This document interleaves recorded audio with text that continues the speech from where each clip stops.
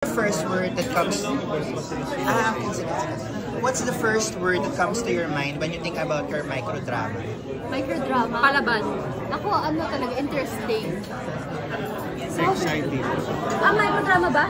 Yeah, I mean for your interesting. For your series. For our series? Yeah.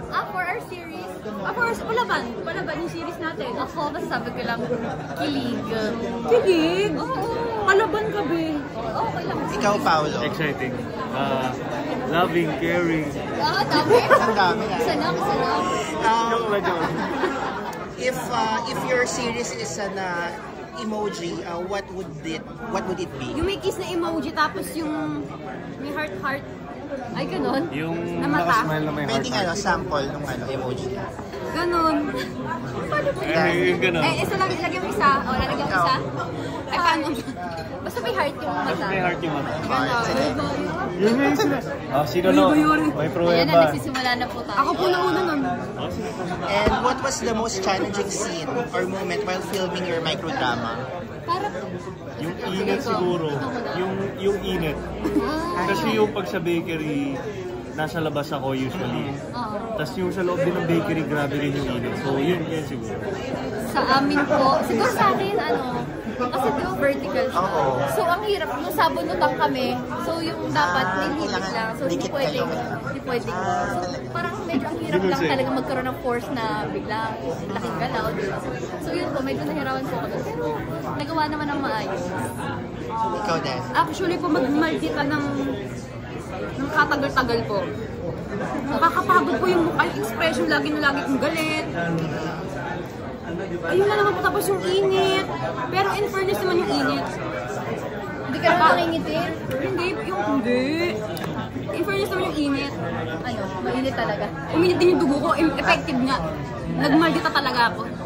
Okay, last na lang. Ano yung, ikaw kasi Paolo, na-experience mo ng mag-series na hindi vertical. So what's the difference?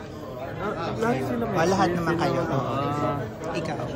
Yung difference lang siguro yung yun nga, yung hindi ka pwede masyado magalaw.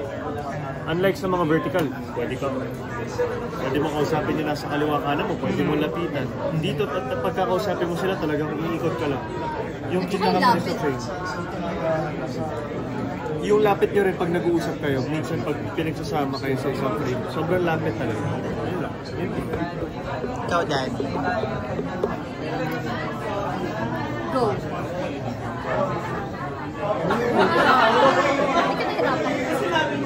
Hindi naman ako hirapan. Yung init lang talaga. Tsaka yung sabunutan natin, ang hirap dahil nakatakong ako. Tapos yung control, kasi baka masaktan talaga kita. And ano pa ba? Yung talaga hirapan ako sa facial expression, yung lagi kong nakapunot ng noo. Tapos, isang Sinabihan ka ba na word that comes to your mind when you being part of this series? What's the first word? First word? Yeah. Excited.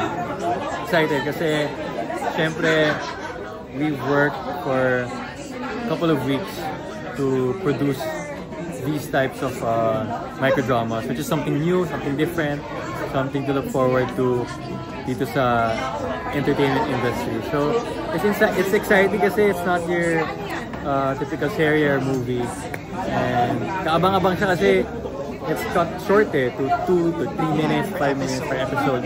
So each episode lagi may cliffhanger yan, and yun, it's different so hopefully mag-engage kayo or manood kayo ng mga microdramas dito sa Signal Play. And what's the most challenging part doing microdramas? Well, most challenging syempre is studying the role, lalo na sa Father Slashers kasi meron akong stutter effect, so kailangan ko aralin kung paano ba mag-stutter, ganun. And another thing that's challenging is kailangan mo maging mas expressive kasi mas close-up yung shots eh. So, nakafocus talaga sa eyes mo, sa expression mo sa mouth mo, or how you... Kailangan OA? Hindi naman OA. Yung saktong OA lang para lang mas maniwala yung mga audience kung ano nangyayari. And if your series is an emoji, what would that be? Please do this on the camera. Emoji? That's for what series? Father's Last Wish. Ayun yung sa isa. A Cure Called Love? Yeah. Yeah, siguro. Sa set kami, para talaga ako nanonood ng teleserye na. And it's like, hindi ko, kahit alam ko yung script, it's something new kasi ad-libs ko talaga lahat ng lines nila. So, yeah, para talaga akong na-amaze while shooting. Nagdadrag ka rin ba dito? No. Hindi naman. Pero gusto mo ba? Maybe. Given a chance? I don't know, comedy is kind of hard for me and nag-explore pa. I don't know. Tagatawa po siya. Yeah, tagatawa. Really enjoy watching. Si DJ, nakikita ka lang namin nag-host pag kami mga event. This time, acting ka na at this challenging yung role mo, di ba? Opo Masaya po siya actually and we're very grateful din kay Direk Derek kasi talagang sinabi niya, guys gusto ko mag-ad-lib kayo. Pero ibabalik nilang dun sa mismo story natin para may tatawid natin sa next ganyan. So, thankful ako kasi ang bibilis din itong mga to, si Iya, si Christian, ang bibilis nila magbitawan. Kami lalo kung pag may naisip kami, Direk okay ba yun? Sige, bitawan yun, sige, hirit yun. So it was so fun and it was really funny. So pag may naisip kami na, try mo kaya yung ganito, ito kaya ihirit natin. Tapos pag tumatawa sila, they're gonna keep it na. So, ganun, sobrang enjoy. Nakakatawa kasama. Nakakatawa kasama, ha? Masaya kasama. Ikaw na... Walang natira sa script. Ikaw naman, is it your first acting ba? It's my first time. Kaya nung first taping day namin, talagang kinakabahan. But nung nakasama ko sila, parang ang gaan na pa. Sobrang kaba niya nag-topless siya. Topless. Sobrang kaba niya, nag-hello siya sa phone, wala siyang hawak na cellphone. Ikaw naman po, is it your, how is it working with us? Microdrama ko po, but then I've had previous experiences ko, like Provinciano po, I was in Provinciano, and mga MMK po before in ABS. But then I stopped po kasi for mga 2 years, so it was my first this year after stopping. So medyo kabalitan po talaga ako during the first day, and yung role ko pa I actually got it just the night before. Ano na yung role mo? Connection to... I'm his daughter po. Si Christian, actually nakakasama ko po si Christian sa workshop. So, nakapag-acting na kami together. So, I was really excited to be with him on a set finally. Kaya, also of course, meeting the other cast. Si Daniela, nakapag-work na po kami before as well. So, yung experience ko all around was really fun. And yun nga, in the first day, super nakaka-nervous siya. Christian, mahirap ba umakting? Kasi di ba since vertical siya, tapos yung material masyadong malaki, paano yung na-conscious ba kayo na umakting? Kailangan di mawala sa frame. Yes, ako pa naman ang pinakamalaking buhok sa kanilang tatlo. Correct. So konting ganyan ko, ma-out of frame yung dalawang hibla ng buhok. So, hindi pa pwede. Hindi naman acting-wise, well, acting, no, kahit na saang platform siguro ay acting pa rin. So, hindi naman siya ganun kaiba sa mga dati na namin ginagawa. Yung platform lang talaga. Doon, ayun ang medyo challenge. What's the first word that comes to your mind when you know that you're part of this series, I See You? I was so shocked. Yun na yun. Ikaw, Zion. First word that comes to your mind when you know that you're part of this series. Huh? Okay. If your series is an emoji, what would that be? Sorry? If your series is an emoji, what would that be? Sa akin yung nakataas yung hila.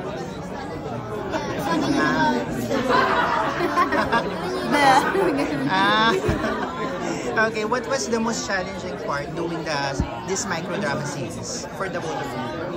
Yung final part po gusto ko sa mga hindi pa po nakakapanood pero bawal ko po pero yung last part po yung ginawa namin yun po ako na challenge. Ako mostly yung mga scenes ko with Joem and Ate Dimpo. And hindi ko rin siya marireveal. Sasabay na lang ako kasi sasabay. Sige, pan-pen lang.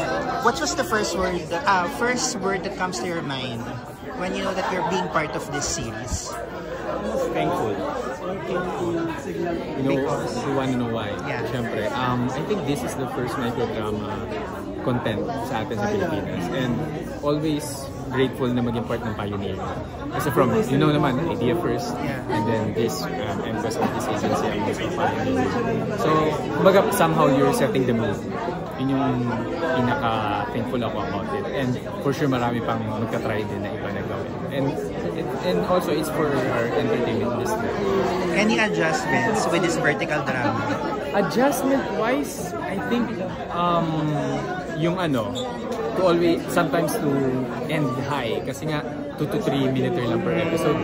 So, minsan yung parang, akala mo parang you don't want to make it high kasi nga somehow pinaplot mo yung character mo, pero hindi, kailangan So, sasabihin sa amin ni Director Crisanto B. Aquino na parang cliffhanger natin to. So, in such a way, kailangan mo as an actor na i-graph yun, na hindi siya magbumbong OA. So, new set of skills yung kailangan mong gawin. Akikinig. Yeah. So, mas pala to? Mas intense pa ba sa mga usual teleserye sa TV, yung mga panghapon na I serye? think it's more technical. For me lang. It's more technical kasi nga, hindi siya stretch out. Compared to TV, tapos film and theater, syempre yun, kumbaga yun yung level ng pag-stretch ng bawat eksena. Dito talagang bilis na. So, what is the most challenging part doing this series? I think yun nga, adjustment. Kasi since first time ko siyang ginawa, from an actor like me na nagsimula sa theater, medyo, kailangan ko i-rewire yung pag-iisip ko kung paano ko i-graph yung bawat eksena. So yun. Kaya bumibilis. Kumbaga nakakatulong siya sa amin as an actor to be more spontaneous, to be more yung mabilis na pag-iisip as an actor, not just parang laging ka or kailangan lagi ipa-plot mo na mahaba. And sometimes kailangan sa mga eksena na medyo mabilis yung pick up. So, and also mas nagiging present ka. Diba? Yun. Last na lang, if your series is an emoji, what would that be? And please do it in front of the camera. Thank you. Last wish ko, no?